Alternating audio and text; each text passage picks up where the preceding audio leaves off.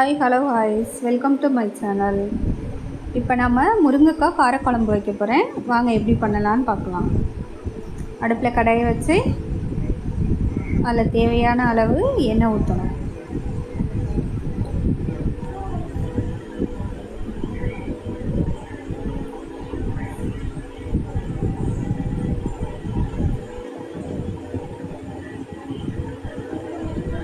இப்போ தேவையான அளவு கடுகு சேர்க்கணும். தேவையான அளவு உளுந்தப்பருப்பு. அது பொரிஞ்சு வந்ததும் பெரிய வெங்காயம் 2 வெங்காயம் சின்ன சின்னதாக வெட்டியிருக்கேன், அதையும் சேர்த்துக்கணும்.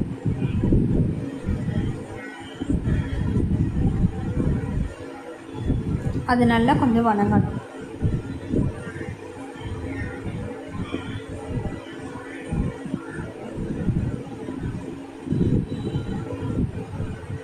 தேவையான அளவு கருவேப்பிலை,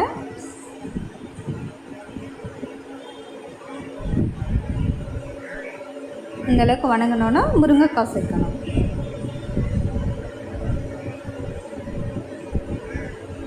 நான் 2 முருங்கைக்காய் எடுத்திருக்கேன், அதையும் எண்ணெயிலே கொஞ்சம் வணக்கணும்.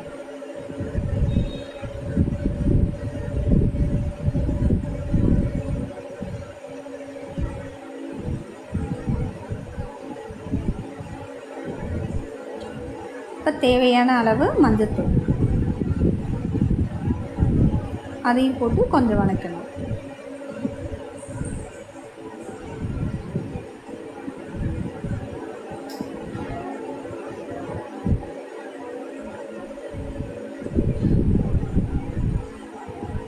இப்போ தக்காளி சேர்க்க போகிறோம். பெரிய தக்காளி 2 தக்காளி சின்ன சின்னதாக வெட்டியிருக்கேன், அதையும் சேர்த்து இப்போ நல்லா கொஞ்சம் வணக்கணும்.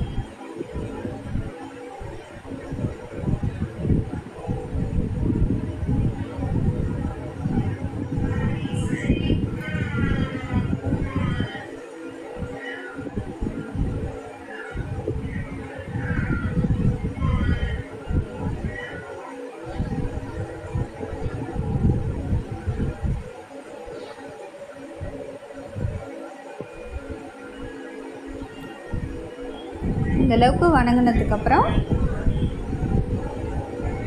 இப்போ மிளகாத்தூள் சேர்க்க போகிறோம். குழம்பு மிளகாத்தூள் 1.5 ஸ்பூன் போடுறேன். அப்புறம் தனியாத்தூள்,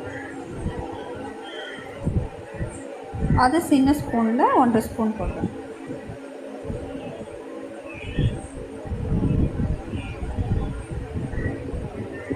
அதோட கொஞ்சம் தண்ணி ஊற்றிக்கணும்.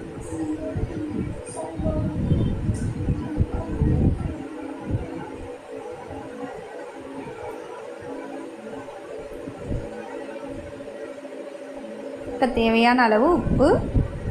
இது கொஞ்சம் நேரம் கொதிக்கணும், ஒரு 5 நிமிஷம் கொதிக்க விடணும். அந்த எண்ணெயெல்லாம் பிரிஞ்சு வர வரைக்கும், மிளகா வடை போகிற வரைக்கும் கொஞ்சம் கொதிக்கணும்.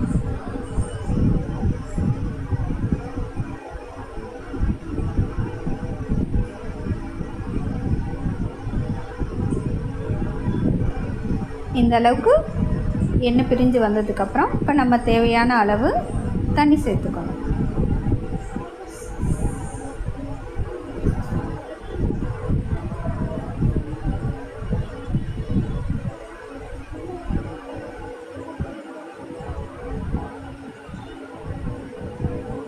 இதை ஒரு 10 நிமிஷம் கொதிக்க விடுவோம்.